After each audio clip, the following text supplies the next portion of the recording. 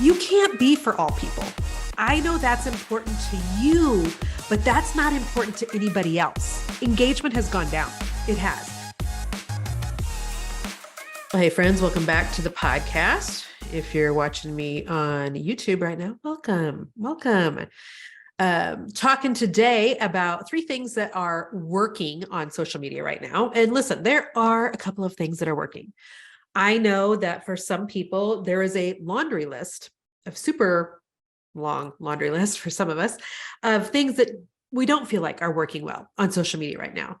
I know there's a woman in our mastermind who messaged me this week, and she said, normally she gets hundreds of people on reach on a reel. And the other day she got like 3, and she's like, what's up? And, first of all, when things like that happen, just know that the numbers are not always accurate. Okay.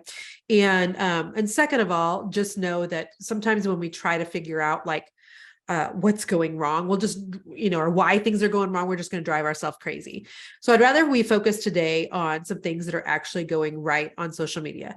I will let you know that I'm recovering from being under the weather, from a cold. So I'm just giving you a fair warning that I could be coughing, sneezing, all of the things. And my voice doesn't normally sound like this, but we're going with it. Okay. So let me give you 3 things that are working right now on social media. Number 1, reels are still working. I think they're not working as well as they used to. I know for a while, Instagram was giving all of the good juju to reels. And then they came out and they said, you know what, we're going to go back to also, I think people were tired of dancing and pointing. I mean, I'm not a dancy pointy person. And so for just normal content creators like myself, having to do reels all the time, it was annoying.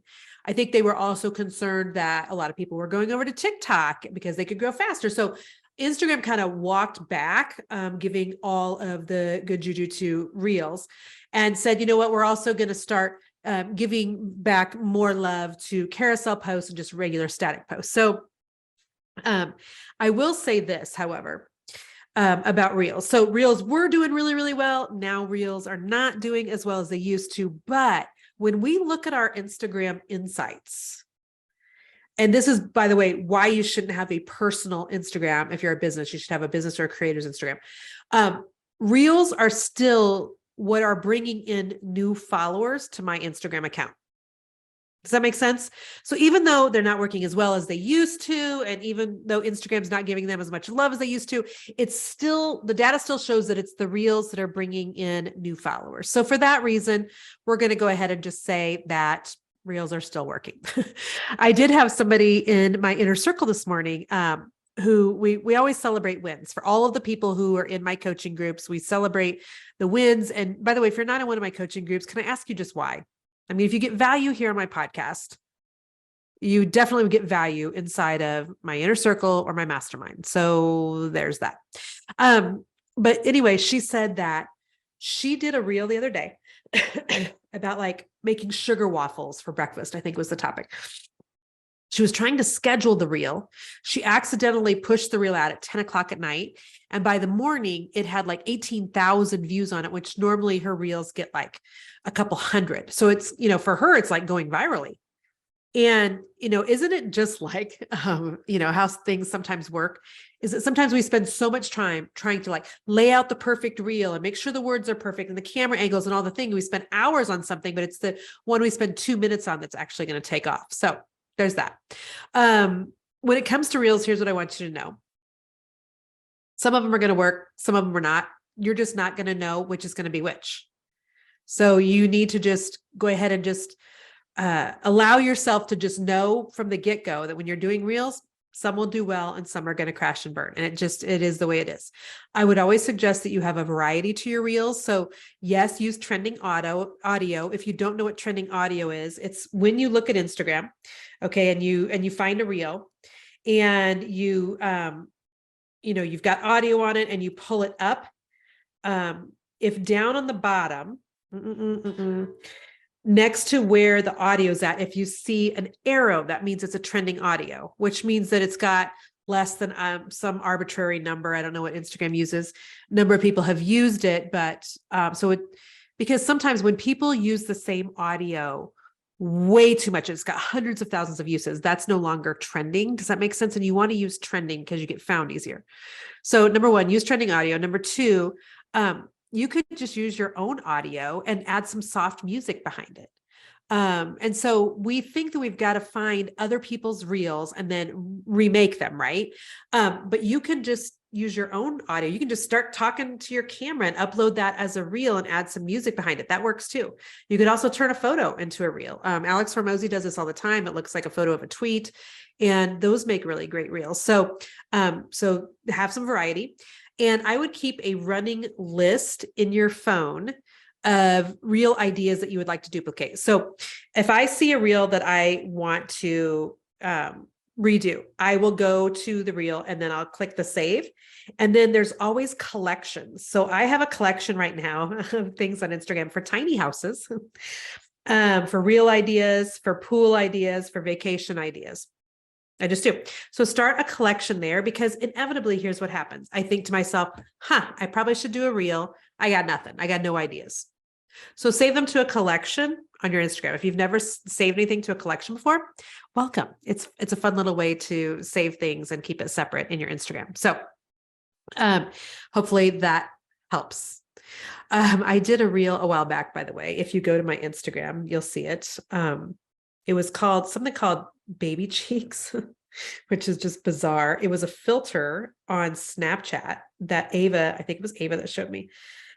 All right, now I got to pull it back up. Hang on here. So if you go to my Instagram feed, it's down several, things, but and that thing reached, gosh, I don't know how many people. And I'm like, great. It's the one where I look like a baby. It reached 18,000 of my followers. If you're watching on YouTube right now, like, you can see what I'm looking at for my insights. And it reached 5,700 non-followers. Does that make sense? And so that's why I'm saying that reels will bring in new followers more than static posts will. And I do have a tutorial, by the way, a really short free tutorial. It's at jenniferallwood.com/reels. If you just want to get kind of started on making reels, you need just a quick, give me just the nitty gritty, the beginner's version for reels, go to jenniferallwood.com/reels. And that's my gift to you. So reels are one thing that are still working, even though not as well as they were before, they're still working. Number two, what's working is really niching down and being super clear on who you serve and how you serve them. Listen, I read a statistic that in the year 2000, humans had like a 12-second attention span. Okay. And now in the year 2023, it's down to like 8 seconds. And one of the girls on my team was telling me that it's shorter than a goldfish, who has a 9-second attention span. So we have attention spans shorter than a goldfish, which means that when people are on social media, we literally have just a handful of seconds to capture their attention and to hopefully get them to follow and like our content. So your bio has to be so crystal clear on who you serve and how you serve them. People need to be able to read your bio and know exactly who you serve and what problem you're going to solve for them. What they don't need to know is that you like coffee, that you are a cat lover, that you're into nature walks. What they don't need to know in your bio is they don't need to know that you're a loving wife and that you have several children. Like, I know that's important to you, but that's not important to anybody else. Like, there's nobody that looks at your bio and goes, well, thank goodness that she's a wife and a mom. I'm going to follow her. Nobody does that. Nobody resonates. It's not the differentiating factor. I know that might hurt somebody's feelings, and I'm sorry. I mean, I know it's important to you, but it's not important to the people that are potentially following you. They can look at your feed and see a picture with you and your spouse and your kiddos to know that you're a wife and mother. Does that make sense? The things that are most important to you in life are not important to people who are looking at your bio. It's just not. So use your bio to really let people know what it is that you do. And use that to build your list. So like, my bio says that I'm a Christian business coach. I teach women how to make money online. Now, a couple things are important there. There are some women that they only want to be coached by a Christian because they're a Christian. So it's important that I have the word Christian in there for me. If that's not something you lead with in your business, then leave it out.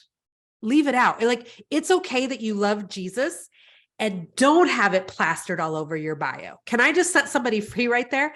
I mean, when I look at Hobby Lobby's Instagram, it doesn't say anything about Jesus, to my knowledge. If I look at Chick-fil-A, it doesn't say anything about how they're Christian owned and operated. At least I don't think. Let me double check. Now I'm going to, no, hopefully it's not making me a liar.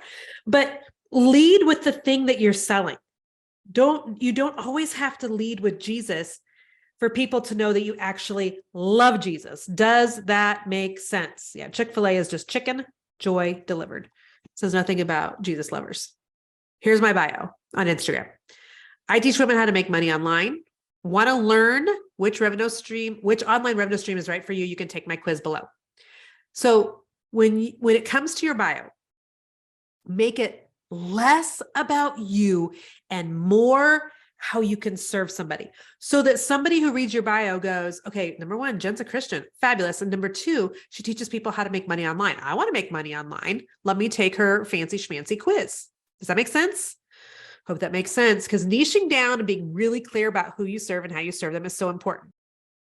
There are people who will come into my coaching and they're like, they keep their Instagram bio, and this goes for your Facebook bio too, so broad because they want to appeal to everyone. And listen, when you try to appeal to everyone, you appeal to no one. You can't be for all people. You just can't, because it's in the niching down to some degree that people will understand whether or not you are the one for them or not. If I just said that I was a business coach to everybody, first of all, I don't coach everybody. I mean, there's a couple of guys in my coaching group, but I coach mostly women. And yes, I coach people who are not Christians, but for the most part, the women that come into my coaching groups, they're believers. And so niche it down. Stop thinking that that's going to limit you. It's actually going to open so much more up. Okay. Third thing that's still working. So reels are still working. Niching down is still working. And the third thing is really relatable, engaging content, making things shareable, especially since 2020 happened. People want to feel seen. They want to feel like they're being heard. They want to know that they're being understood. There's still a lot happening, you guys, to our nation mentally from what happened in 2020. Okay, I'll fight anybody over that. There's still a lot happening with our children. There's still a lot happening with us. I was telling somebody the other day, when I think back to the first month or two of the pandemic, it makes me feel so anxious. I feel so anxious. I was in a really bad place mentally because we had just canceled my 12-city book tour because my book came out like 3 weeks into the pandemic. The world shut down the week of Jason's birthday. So it's like the third week of March. The kids were home from school. Our oldest son was a senior. He missed out on prom. He missed out on graduation. Like when I think back to that time, it makes me feel really anxious.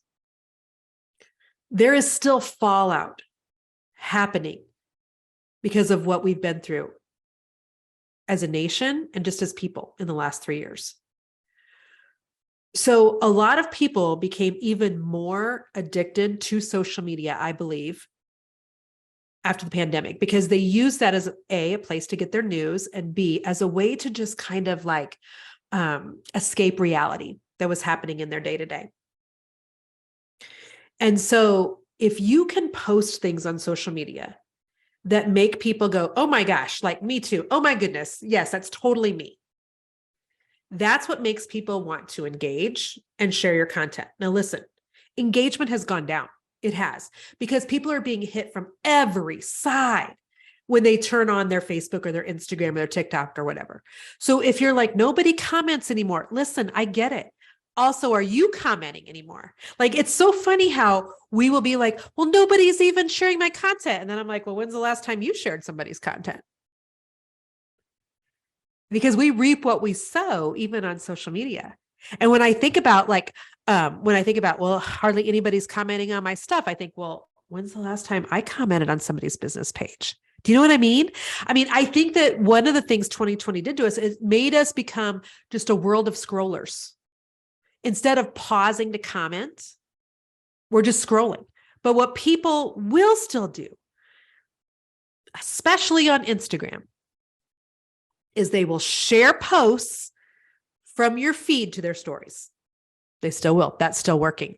But you've got to be posting content that is shareable and that is engaging.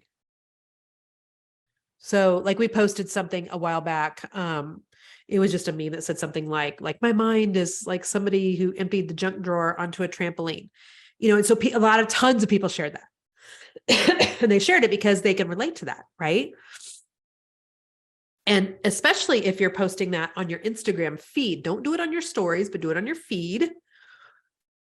And then if they share it to their stories, then their followers are seeing it too. And so hopefully you can get some of their followers to be your followers. I hope that makes sense. Funny, relatable, shareable, engaging content is still working on social media because people still want to be entertained. They still love feeling like somebody gets them. They still love sharing your content over making their own a lot of times. And so that's still working as well. So hopefully that helps, my friends. I know that, sometimes we can look at social media and we can think, gosh, is it even worth it? It's just not working. And I want you to know, as somebody who started my business before social media was ever a thing, social media is still the best thing that's ever happened to us business owners. We've got to be really careful to just gripe about it because we can't, on one hand, want to really grow on social media. And on the other hand, just be cursing it. Blessings and curses shouldn't be coming out of our mouth at the same time. So be careful what you speak over your social media accounts. This is a good time to speak life over something. I mean, if you're not seeing any growth on your social media, ask the Lord to give you like divine ideas on something different that you can do. Strategy from heaven. And maybe really examine, because one of the things that I've had to struggle with is if my social media isn't really growing, is that okay if instead of going wider, I'm just going deeper with the people that are already following me? Because sometimes we want to go wide out of ego, but actually if we go deep, that has more long-lasting effects. And the people that we go deeper with will actually more likely be somebody to do business with us. So just some random thoughts. Probably the Mucinex is probably showing up in my words right now. I hope this was helpful today. If it was, and you're on YouTube, will you leave a comment? If you're listening to my podcast on one of the normal podcast channels, please feel free to just share this with somebody who you think could be blessed by it today. Appreciate you all. We'll see you next time.